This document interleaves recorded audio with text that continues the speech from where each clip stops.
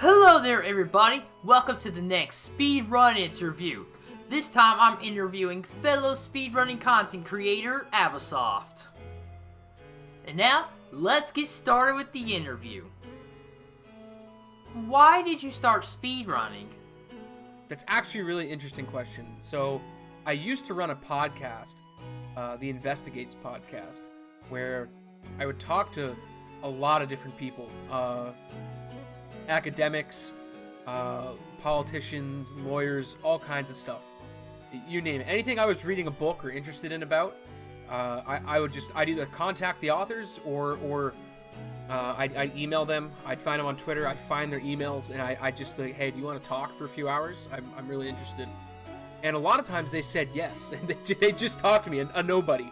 So I started off running the Investigates podcast, and then one day I saw one of those like Facebook videos about one of Darby and Super Mario Brothers world records, and I said, that's pretty cool. I'm like, holy shit, this thing on Facebook's got like 5 million views. And I'm like, but it's not posted by this guy. This guy, it's some group posted it. It's not this guy himself posting it. So I hunted him down. Easy enough, Darbian into the internet, the old Google search, and I found his Twitch channel, and from there I found his YouTube, and I made contact, and we got a podcast date scheduled, and I had Cheese come on as well, Super Mario 64, so I had both of them on at once, because I said, well, I might as well just do a speedrunning episode, just like focused entirely on it. I'll get a 2D runner and a 3D runner. I knew nothing about speedrunning then, and we ran with it. That ended up being my most popular show. It got like a few thousand views, which was a lot for me, in the span of just like a couple days. It was a humongously successful episode, so I ran with it. I picked up the controller and started running games myself. I started the This Week in Speedrunning show, which is now gone. I don't do it anymore. I focus entirely on the YouTube content. And it went from there. So like once the catalyst was like Darbian's video that he didn't even upload, that one of those terrible Facebook groups that steal content and just upload and put up there. And of course the comment section on that video was horrendous, with people saying they could beat it faster and calling him all sorts of names. But hey, it got me involved in speedrunning. So despite all the terrible stuff that people outside of the community say, they do have some good, because it introduced some people to the community. So that was really how I got my start. It was just, I went down a rabbit hole and found it. And like, of course I knew what GDQ was before then, but I never really like was interested in it or participated in it. And now like I've had records in games that I've ran. I've been a top runner in some of the games I've ran. It's been cool. And now I focus more on making content. What games are you currently speedrunning, and what games do you plan on speedrunning in the future? So currently, if you follow my Twitch, you'll find me running this game called As Your Dreams on the Game Boy Color, and that's sort of the game that's my baby. Me and another guy, we found all the skips and tricks for that game, just by pushing each other's records lower, because we were the first ones to run it. It didn't have a category on speedrun.com until I submitted the first run. It was like it's gone now. I think it got deleted somehow from my Twitch, but it was like 8.5 hours or something like that, and then we just slowly brought it down to the 20-minute time it is now. Along the way, more people got involved. So As Your Dreams for the Game Boy Color is one you'll find me speedrunning a lot. That will always hold a special place in my heart, just because I was involved in the history from day one with that game, and now I'm involved in the community there. It's pretty cool. The PlayStation 1 version of the game is actually bigger than the Game Boy Color game. We're starting to get some eyes on the Game Boy Color game, so it's pretty cool. I'm thinking about going back to Mario Kart 8 as well, just because I need some game to play, and I've speedran it before and I put it up for a while, so I might come back to that, just because I can crank out a run or two in 30 or 40 minutes. So it's fun. I like Mario Kart 8. It doesn't have as much tech as Mario Kart 64. Anyone that follows my YouTube channel knows I've made, geez, when this interview goes live, it'll have been 5 or 6 videos on Mario Kart 64. So that's pretty cool. Yeah, I love the Mario Kart series. More to come as well on that. And what do I plan on speedrunning? I'm learning Super Mario RPG for the Super Nintendo. I've learned like the hard tricks. The only thing I can't do is the 100 super jumps. I'm god awful at that. I think 70 is the most I've ever done. So a ways off, but I don't want to start runs until I can reliably do the super jumps, because I'd hate to reset at those points from dropping them. But I've learned the manips for the rock, like the clown fight. I've learned a bunch of the other stuff, so I've learned a lot of the tech for the game, just not one of the most important pieces of tech. And I'd maybe like to pick up Breath of the Wild. I think that'd be a cool game. And like, yeah, I'll do the meme run of Cyberpunk 2077 whenever that comes out. They can't push it back much further, or they'll miss their Christmas market. So, and I think their publishers would be pretty upset with that, or their investors. I think they're self-published, but yeah. So yeah, I'd like to learn Super Mario RPG, which I am learning. Breath of the Wild, one of the categories there. I think it'd be cool just to have a Zelda game in my repertoire to be able to pull out. Like, the history in the Zelda games are just equally as fascinating as they are in the Mario Kart world. It's just really cool. And of course, I'm going to do speedruns, bad ones, but speedruns nonetheless, of Diddy Kong Racing. I guess I've done Earthbound because I did Boogie Percent.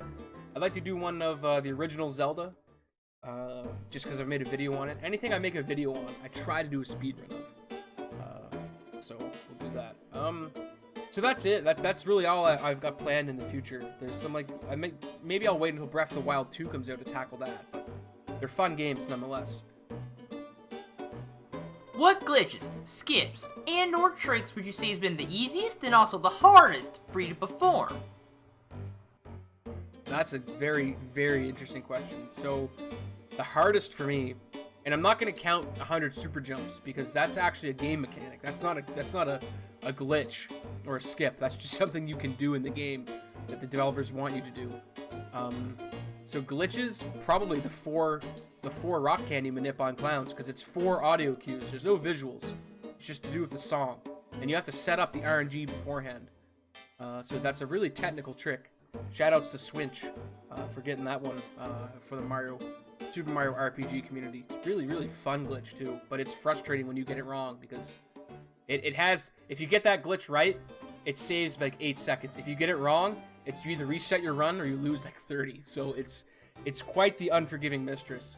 What other cool glitches and skips? I'm trying to think now, because like the runs I do, we have an AI exploit in Azure Dreams that we don't need to level up at all for. Like we can beat the game with a level 1 Famler.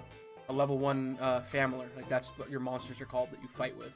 We can beat the game with a level 1 Famler because of the AI exploits we use in any percent. You can't do it. You can do it some in the all bosses category, but once you get to the all bosses, the ones that aren't required to beat just the 80% category, they don't have the same AI exploit. So you can't do it, but it's a fantastic glitch where you just lock this guy in a corner and then have level 1 pound on him while he does nothing. It's really cool. So that one's really cool. But for me to perform, so like that's probably the easiest. Like that's the easiest. Like the rock candy manip's the hardest. That AI exploit is the easiest. You could learn to do an Azure Dreams 80% speedrun in probably an hour. In fact, I could probably submit to GDQ a run where I just bring some random person on the couch and coach them through the run, because we've broken the game so much, and it's so straightforward and easy on what you have to do. You could probably do it in 45 minutes. Like the world records are around like 21, 22 minutes. You could probably have a complete newbie pick that game up and go through it in 40, 45 minutes, no problem. Just by listening to your commands. It's really cool. And then like I did Power Rangers. Those Power Rangers games really didn't have any glitches or skips. Although Truck Skip was a really cool one. Easy to do, very easy to do. Truck Skip, getting the timing right was cool, but it wasn't a hard one to learn. Frustrating to learn it first. It's probably, on a scale of 1 to 10, it's probably a 3. It's not super hard to learn. It's just a timing thing. Jump, slash, boom, done. Sweet, awesome. So that one's not too bad. But then, like, you get into RPGs that have step counts, and that goes crazy. So let's go on to question number 4. What are some games that you were shocked to see others speedrun? That's a good question. How about like Microsoft Solitaire? I didn't know that people speedran that until one day on r/speedrun I saw like a record posted for Microsoft Solitaire. That blew my mind. It's like I'm gonna beat Klondike in like 29 seconds. Like holy cow, that was pretty cool. Just seeing someone smash through a card game that's been on every Windows OS since like Windows 3. That was pretty cool. So what other games am I shocked to see speedrun? Because like at this point in the game, like at this point in speedrunning's history, you know that like any major game, like a Nintendo game or a big Sony title, they're gonna have speedrunners like pretty much on day one. So that's something very interesting that I find. So it's more of the obscure games that you wouldn't think would have a speedrunning community, like the Azure Dreams, that really blow my mind, or that I'm shocked to see people speedrun. It's like, they speedrun that? Really? Like speed chess or something. I guess that's not really a speedrun, but it's kind of interesting. And then there's all the meme games, like the Family Guy stuff and the Barbie stuff, that people like. And yeah, some people seriously speedrun. Like I'm not knocking them, but like I am shocked to see that some of those games you can speedrun like that. But the biggest is probably Microsoft Solitaire. It's like, isn't like the target demographic for this like people like 50 plus? I don't know how many people play casual games like in the world, but I know that it's not like your younger like 10 to 20 year olds. It's usually like a more age demographic. So I thought it was pretty cool to see someone speedrunning that. What is your biggest goal for speedrunning? Oh boy. I'd like to get all the Azure Dreams records back. I haven't held the All Bosses one yet, but I'm gonna get it back. And then I have to get any percent back, which is a humongous grind. So I haven't held 90% like over a year now. I think it's been over a year since I've held the 80% record. Yeah, so I'd like my name at the top of those leaderboards again, and I'd like to get a sub 3 hour run. No, we're gonna go for sub. I'd like the sub 3 hour. I want a sub 250 when I seriously start running Super Mario RPG. That would be cool. And like just like tangentially, I like my YouTube channel to do well because I tell a lot of stories about speedrunning because it's inherently competitive. And the reason I focus on a lot of the racing games, like Diddy Kong Racing, Mario Kart 64, is because those games are really easy for viewers to just understand what's going on because they already know the goal. Go fast. It's a racing game. Go fast. You don't have to explain like categories that much like you would for like something like Ocarina of Time, where like here's any percent and here's why it's 80%. Diddy Kong Racing 80% is just we're doing the minimum amount we have to do to beat the game. But when you say that in something like Zelda, it's a little bit more complicated because here's the minimum amount we're doing to beat the game, but we're also using these crazy glitches. Not that Diddy Kong Racing doesn't have glitches, but the Zelda, like Ocarina of Time, is broken to a point where it's a lot more unrecognizable. So I find that kind of cool. So that's my goal. I want to get a larger YouTube channel. I like a much larger YouTube channel. I think that would be cool. I just like to be known as the guy that tells cool Tool stories. Yeah, I want to tell stories about the band Tool. I think there'd be some interesting stories to tell there. But no, I want to tell interesting stories about speedrunning and gaming, and that's what I'd like to do because there's more to. I love telling stories just about. I've focused mainly on speedrunning, but there's other stories to tell on other games. So I'd like to branch out a bit, but speedrunning will always be like my thing when it comes to like the YouTube channel, just because the stories are so crazy and awesome. So that's it. Thanks for the questions, Patrick. It was great to be here. I love your series. You've had some great guests on. You've had SummoningSalt, Family Jewel, some really big names. So I hope this grows. I hope you do well, and thanks for having me. Alright, that is the interview.